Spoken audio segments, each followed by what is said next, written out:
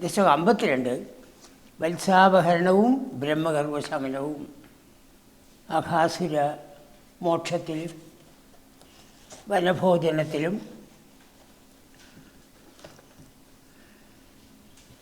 ഭഗവാന്റെ മാഹാത്മ്യം ആ ബ്രഹ്മാവ് കണ്ടു.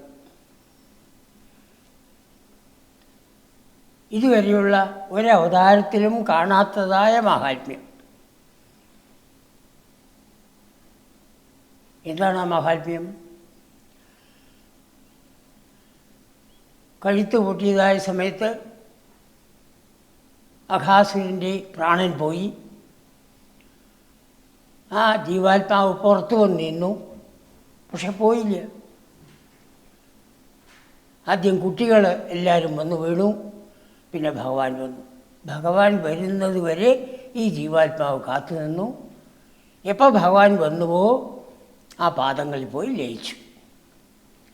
ഇത് ഒരവതാരത്തിലും കണ്ടിട്ടില്ല. അന്യാവതാര നികരേഷ നിരീക്ഷിതം. അന്യ അവതാര നികരങ്ങളിൽ, നികരം കൂട്ടം, അനേകം അവതാരങ്ങളുണ്ട് ഭഗവാന്. മത്സ്യക്കൂർമ്മ വരാഹാദി അവതാരങ്ങൾ. ആ അവതാരങ്ങളിലൊന്നും കാണാത്തതായ അനിരീക്ഷിതം, നിരീക്ഷിതം കാണപ്പെടുന്നത്, അനിരീക്ഷിതം കാണപ്പെടാത്തതായ തേ ഭൂമാതിരേകം. ഹേ ഗുരുവായൂരപ്പ, അങ്ങയുടെ ആ വർദ്ധിച്ച മാഹാത്മ്യം, ഭൂമാ മാഹാത്മ്യം,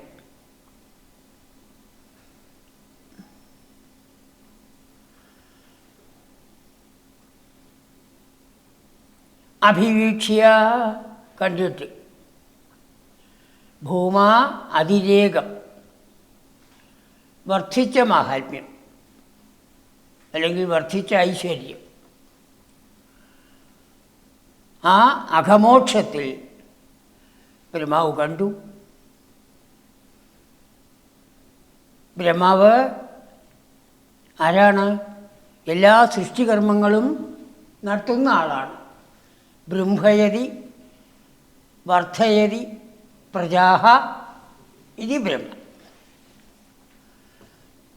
പ്രജകളെ വർദ്ധിപ്പിച്ചുകൊണ്ടേയിരിക്കുന്നു. ആ ബ്രഹ്മാവ്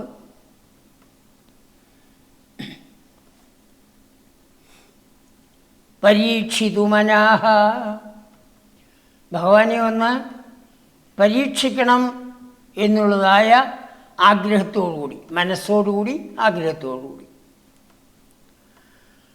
ഇത്രത്തോളം മാഹാത്മ്യമുണ്ടോ, എന്നാൽ ഞാനൊന്ന് നോക്കട്ടെ.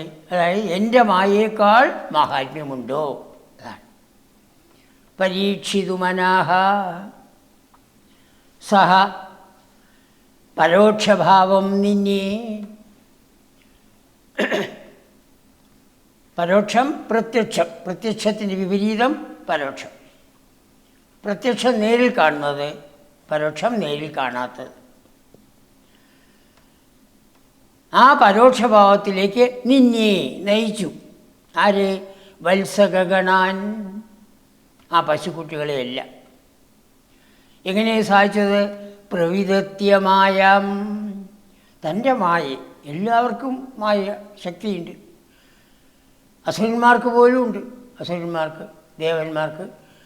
അതിൽ വിഷ്ണുവിൻ്റെ മായ, വൈഷ്ണവീയമായ വിഷ്ണുവിന് മാത്രമേ ഉള്ളൂ. ആ മായയിൽ മീതെ ഒന്നുമില്ല. പക്ഷേ ഇത് കണ്ടതായ സമയത്ത്, ഒരവതാരത്തിലും കാണാത്തതായ ആ വർദ്ധിച്ചതായ കൃഷ്ണൻ്റെ ഐശ്വര്യം കണ്ടതായ സമയത്ത് ഭഗവാനെ ഒന്ന് പരീക്ഷിക്കണമെന്നുള്ളതായ ചിന്ത ആ ബ്രഹ്മാവിൻ്റെ മനസ്സിൽ കടന്നുകൂടി. വാസ്തവത്തിൽ അത് പരീക്ഷണമല്ല. ഭഗവാന്റെ മാഹാത്മ്യം എല്ലാവരും അറിയട്ടെ, എല്ലാ ദേവന്മാരും അറിയട്ടെ എന്ന് ഉദ്ദേശിച്ചാണ് ബ്രഹ്മാവ് അത് ചെയ്തത്. പക്ഷേ ഇവിടെ ഭട്ടതിരിപ്പാട് പരീക്ഷിത മനാഹ എന്ന് പറഞ്ഞാൽ അത്രയേ ഉള്ളൂ. ആ പരീക്ഷയിലൂടെ ഭഗവാന്റെ മാഹാത്മ്യം എല്ലാവരും അറിയട്ടെ എന്ന് പറഞ്ഞിട്ടാണ് ആ വിധത്തിൽ ബ്രഹ്മാവ് ആ പശുക്കുട്ടികളെ എല്ലാവരെയും, അപ്പോൾ ഇവരെല്ലാവരും അഘാസുരനെ വധിച്ചതായ സ്ഥലത്ത് നിന്ന് മുന്നോട്ട് പോയി നല്ല ഒരു സ്ഥലം കണ്ടുപിടിച്ച് ആ സ്ഥലത്തിരുന്ന് കുട്ടികൾ ഊണ് കഴിക്കാൻ തുടങ്ങുന്നു. പശുക്കുട്ടികളെ മേയാനായിട്ട് വിട്ടിരിക്കുന്നു.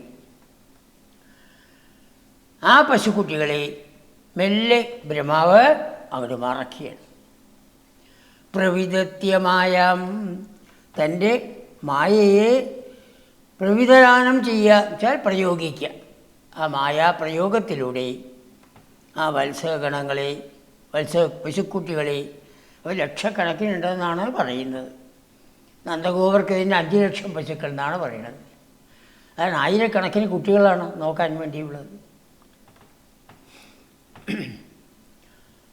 അപ്പോൾ പുല്ല് നിന്നിരുന്നതായ ആ കന്നുകുട്ടികളെ മെല്ലെ ബ്രഹ്മാവ് കാട്ടിനുള്ളിലേക്ക് കടത്തി അവിടെ മറയ്ക്കുകയാണ്, അവയെ മറച്ച് കളയുകയാണ്. അപ്പോൾ ഇതുകൊണ്ട് എന്താ സംഭവിക്കുന്നത്? ഭഗവാന്റെ മാഹാത്മ്യം എല്ലാ ദേവന്മാരും അറിയുന്നു. ഒരുമാതിരിയുള്ള ദേവന്മാർക്കെല്ലാം ഭഗവാന്റെ മാഹാത്മ്യം അറിയാം. എങ്കിലും എല്ലാ ദേവന്മാരും ഭഗവാന്റെ മാഹാത്മ്യം അറിയട്ടെ എന്ന് ഉദ്ദേശിച്ചിട്ടാണ് ബ്രഹ്മാവ് ആ വിധത്തിൽ ഭഗവാനെ പരീക്ഷിക്കാൻ വേണ്ടി പുറപ്പെട്ടത്. ബ്രഹ്മാവിൻ്റെ ഭാഗത്ത് നമ്മൾ തെറ്റ് കാണാൻ പാടില്ല. ഭഗവാന്റെ മാഹാത്മ്യം എല്ലാവരെയും അറിയിക്കാൻ വേണ്ടി ആണ് ആ വിധത്തിലൊരു പരീക്ഷ നടത്തിയത്.